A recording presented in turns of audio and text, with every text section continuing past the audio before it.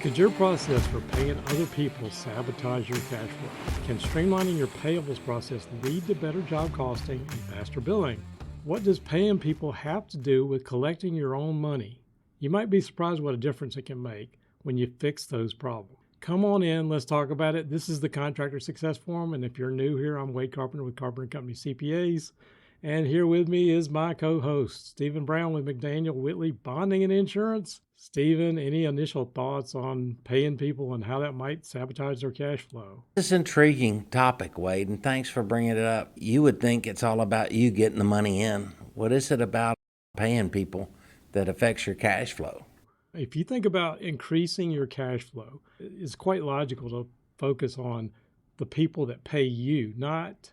Now, when you say increasing your cash flow, do you mean speeding it up?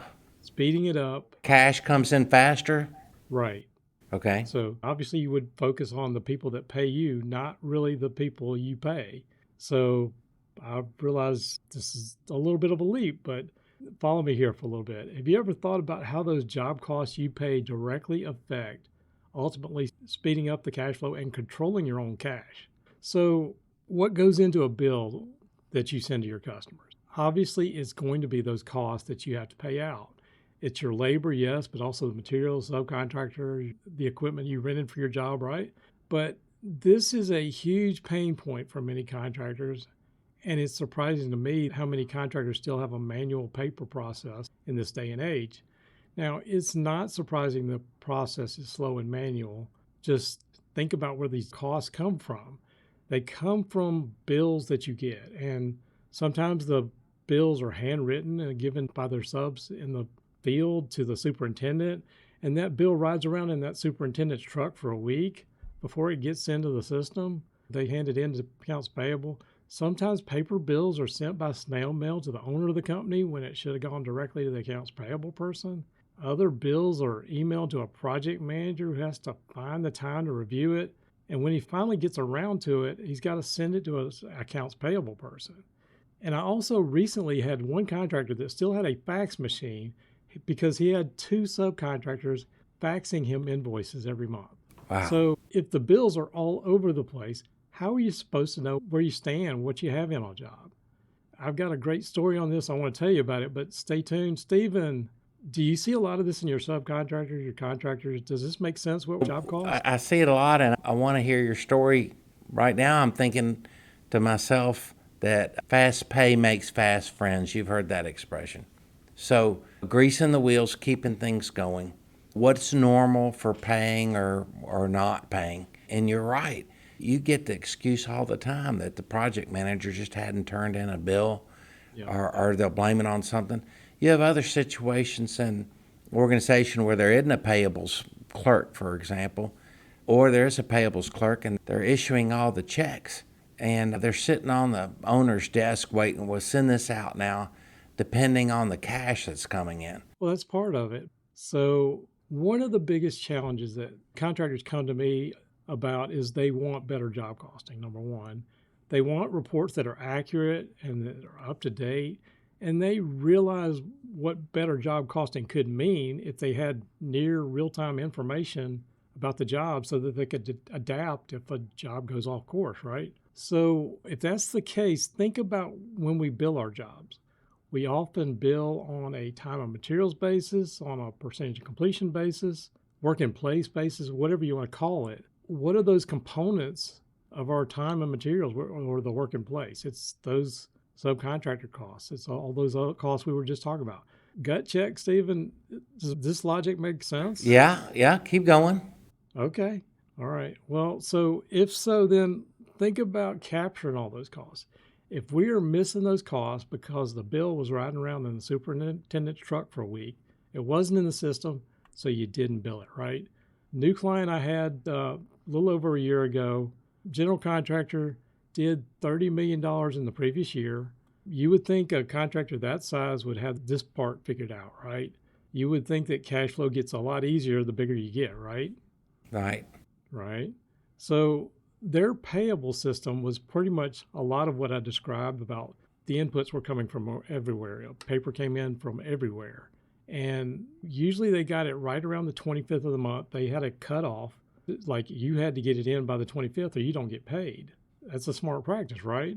Which, let's see, I mean, usually with a general contractor, they have to get their bills out by, say, the 30th of the month to get paid, or they have to wait another 30 days to submit.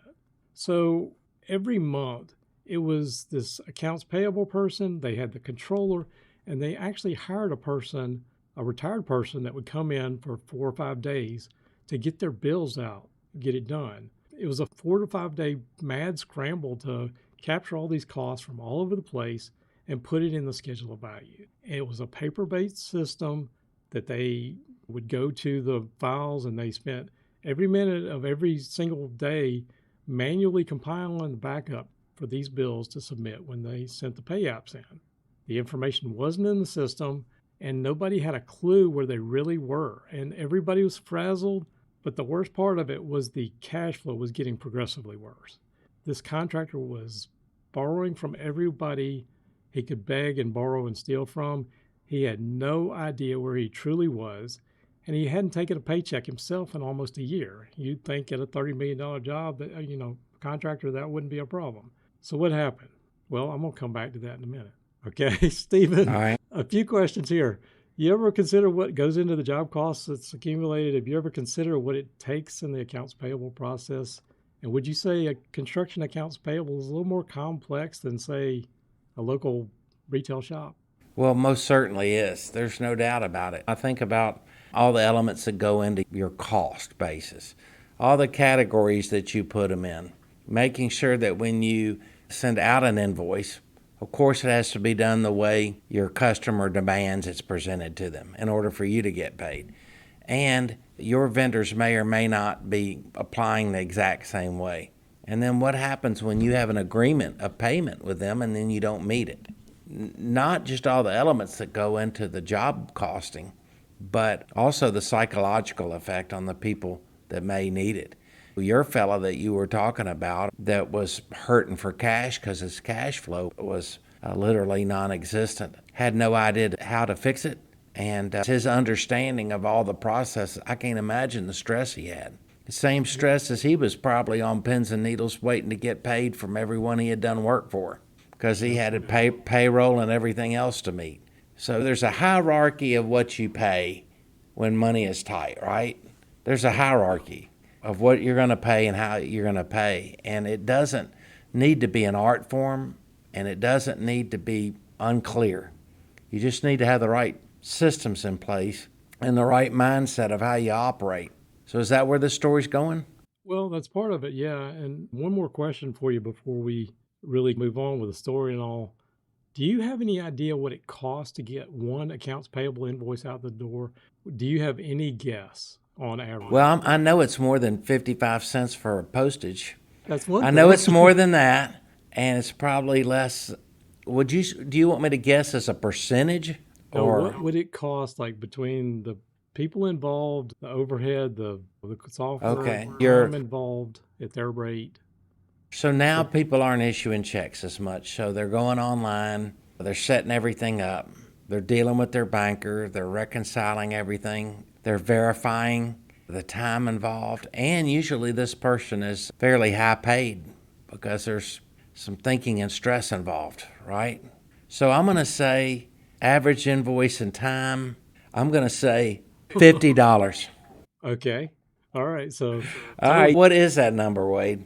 according to a study of the accounts payable industry in 2022, the average cost of an invoice to get one invoice out the door is $13.11. Okay. Another study by Adobe, the people that created PDFs, the standard of electronic documents, they estimate the costs to be more like $15 to $40 per invoice. So your $50 wasn't necessarily far off. We could talk about the inputs that go in, but those studies are really across all industries. And for all of them, you really have to make sure that we got the information right and tying it to a purchase order. Usually there's one approver, but with construction and accounts payable, there's several different things to consider, such as collecting W-9s on subcontractors. For 1099s, you got lien waivers, certificates of insurance, and most of the time you got multiple approvers. project manager's got to look at it, or the owner. So it's not just one person before it even gets to the system. And your ability to pay is only as good as your people you're paying getting you the information you need to verify that you owe them. So let's talk about some of the other differences between, say, a traditional company and construction. In traditional accounts payable, that tends to be centralized in one place. The bills go into one person. We don't have a superintendent and somebody in the field and somebody with a project manager that gets a bill handed to them at a construction meeting or whatever. Construction accounts payable tends to be spread out throughout the organization. We already talked about it coming to the owner or whoever. And a lot of people in construction, your subs, sometimes they're not as sophisticated, still doing handwritten paper invoices. And again, we talked about it comes to the accounts payable sometimes all over the place. But as a result, the costs do not get into the system as rapidly. And we also have the added part that we have to put it to a job and code it to a job.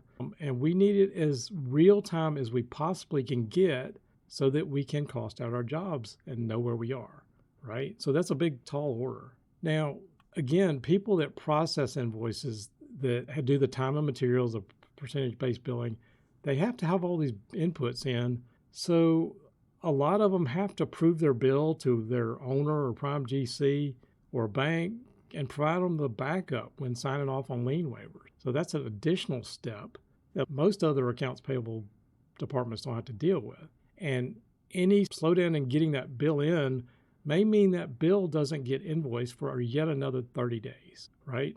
So another gut check. I'll take a breath here. Does it make sense, Stephen?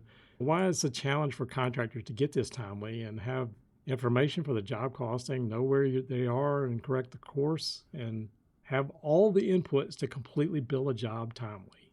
Well, I mean, it's everything, because how many times have we talked about the most fundamental example of a customer sitting on a big bank account and not knowing what has to be paid out of it, but feeling flush? That's a very immature way of looking at things, isn't it? And when you're talking about your large contractor, the story that you were telling, and the situation that hit his cash flow, it was hard for him to see the forest through the trees, for him to see what the real problems were.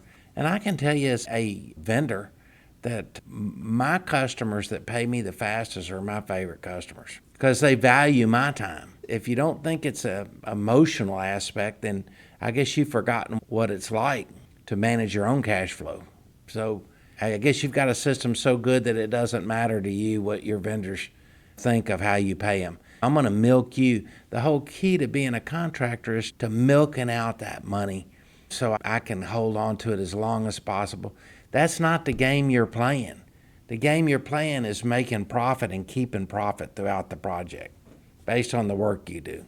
It's not screwing over other people. So you're talking about emotional aspect. From a bonding company, a lot of bonding underwriters are going to look at a schedule of aged receivables and payables, 30, 60, 90 days. They're going to be asked very pointed questions about a payable over 90 days. And any receivables over 120 days, they just toss out of the equation for underwriting. So the clock is ticking, 30, 60, 90, 120 days. The cash flow clock is tick, tick, tick, ticking. And so what are you doing about it to make sure that things are flowing? So flowing in works, and if it's not flowing out, that doesn't work either. That's what I'm getting out of this. Right. Well, like I said, you have to have the inputs to Right get input. the output of your cash flow, right? I mean, there's a lot that goes into construction accounts payable. And for so many contractors, this is one of the biggest leaps I have to overcome when I talk about contractors outsourcing their books to me remotely.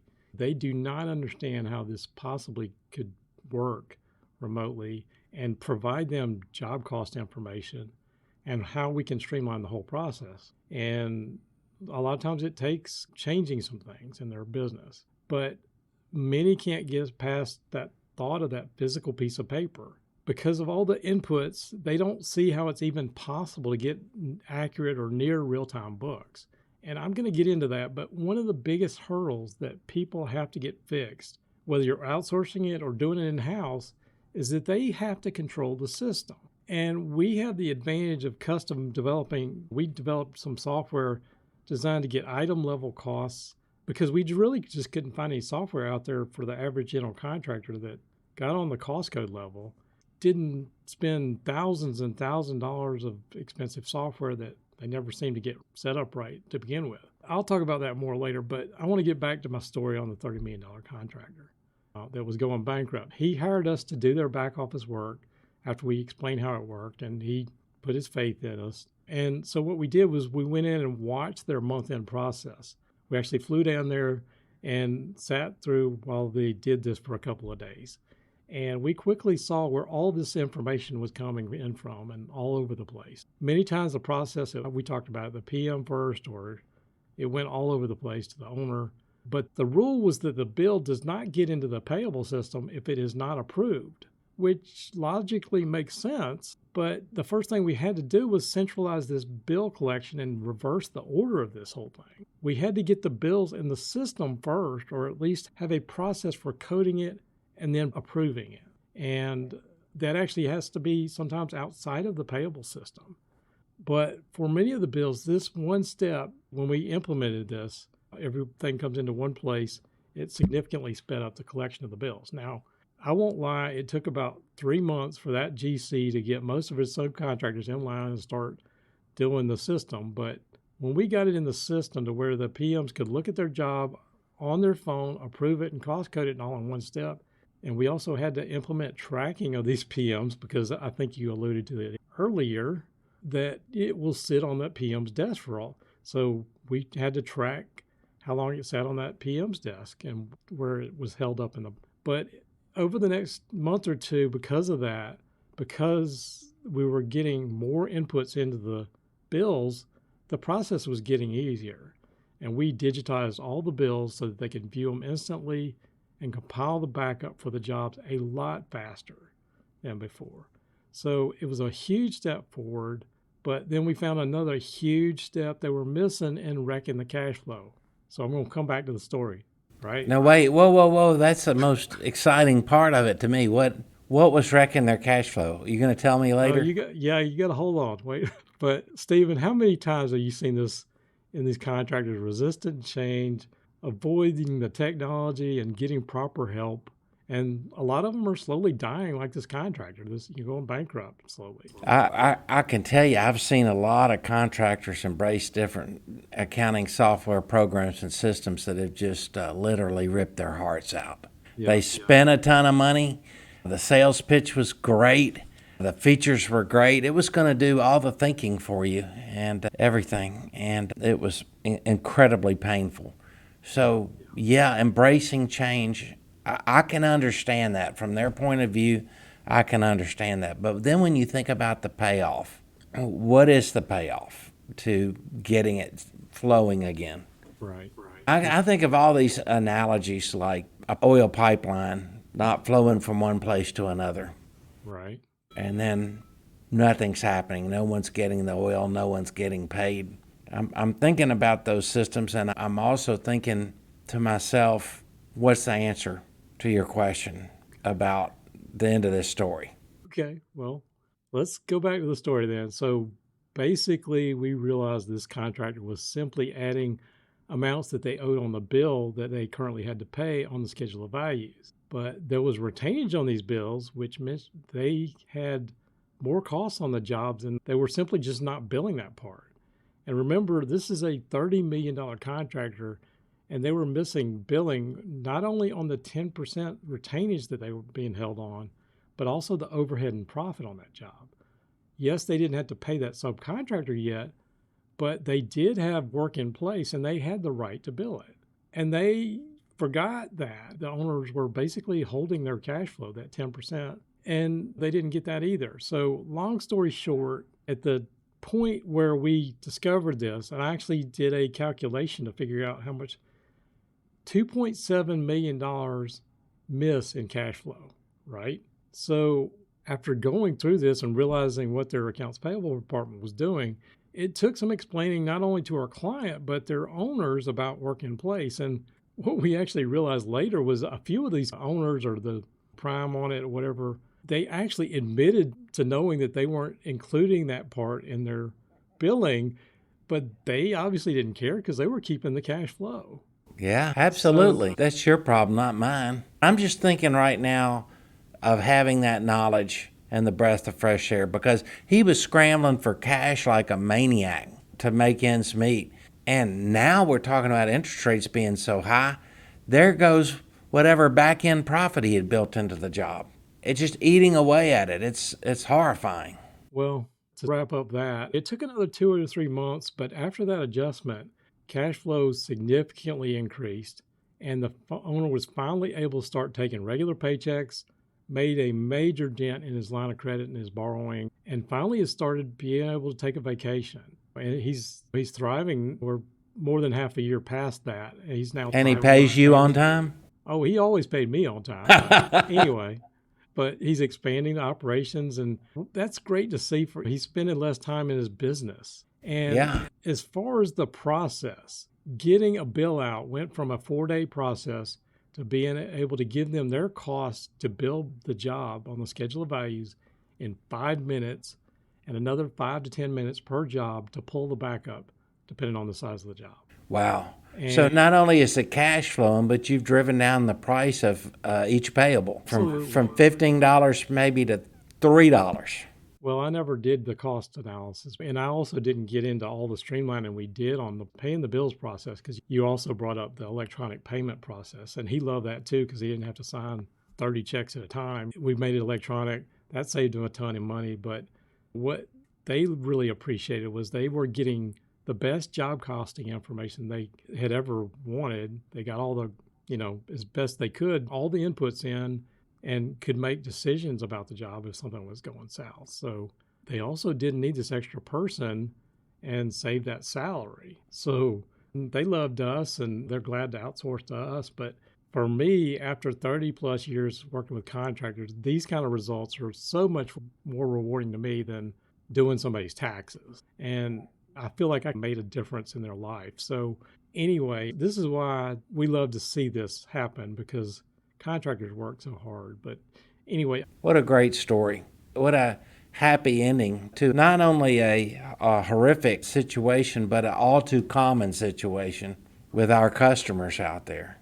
And I felt bad about when I said they pay you on time now, because that's a given. You're the most important person to their organization. Well, I hope they refer a lot of people to you. You did a great job for them and helped them out. Thanks, Wade. I was wondering where you were going with this. Any lessons or takeaways in your mind that a contractor should take away from this case study? By putting you on the spot. Well, the main thing is there is help. And also, I think of that old expression, you can't see the forest through the trees. There's a lot of moving parts. As an owner of a construction company, you've got things coming at you in every direction. Literally, right before the podcast, I was talking to my contractors who wanted me to call them early this morning. And he said, I'm swamped out of my mind. And I guarantee you, he's got a great accounting system in place. He's got great systems in place. So even in the best type of construction company, these are the things that need to be taken care of themselves. The stress has got to be unbelievable if you don't have this in place. I did have 10 quick tips for our listener to consider if they're looking to fix their own accounts payable. So I'll throw them out as quick as I can. Number one, do a self-assessment. Reflect on your own processes. Is it efficient? Are there errors or delays that you're seeing in your process? Number two, measure the average time it takes to process a single bill. You might be surprised. Number three, do a cost analysis. Calculate the cost of processing an invoice and consider the salary, benefits, software, all that stuff, overhead. It might be more than you realize. Number four, get feedback from your vendors. Are there frequent disputes over bills or problems or whatever? That could play into what's happening with your billing. Number five, do a technology audit. Evaluate the software and the tools you use. If it's still a manual process, are there options out there that you might need to be updating? Number six, consider outsourcing it. Research potential outsourcing partners or their expertise or technology or software, whatever it is. Number seven, like that retainage in the story, there was one missing big piece of the puzzle, one big input to getting paid. Are you missing some of those cost inputs? Number 8, accounts payable team feedback. Talk to your accounts payable team. Many times the slowness is not with them. Others could be causing the process to slow, like we talked about with the PMs sitting on their desk. Number 9, missing discounts. Do suppliers and subs offer early payment discounts? That can be a lot more lucrative than you think, and a lot of times people miss the opportunity simply because the bills don't get in on time. And last one, number 10, think about future-proofing your accounts payable process. Think about the growth trajectory of your company and if your current accounts payable system can keep up and scale effectively. So those are my quick 10 tips for fixing and streamlining cash flow. Any final thoughts? Fantastic. I'm adding this for our YouTube listeners. Based on a fantastic response from our podcast audience on this topic, we're creating an offer just for you. If you're aiming to streamline your construction accounts payable, don't miss out on a process improvement potential assessment. It's free, quick, insightful, and could be a game changer for your business. The link to fill it out is in the notes for the show. Act fast because this offer is even more special for the first 20 listeners to fill out the assessment. They will receive a personal video response from me to give you feedback on your accounts payable setup. This is your chance to get customized expert feedback that could significantly enhance your payment processes. If you don't get in the first 20, don't worry. We will still send you our analysis on your system by email. Click the link below. Be among the top 20. Let's take your accounts payable to the next level. All right. So I hope this has been helpful. Thank you all for listening to the Contractor Success Forum. Check out the show notes at contractorsuccessforum.com or on the Carpenter CPA's YouTube channel for more information. Consider subscribing and follow us each week as we post a new episode. We will look forward to seeing you on the next show.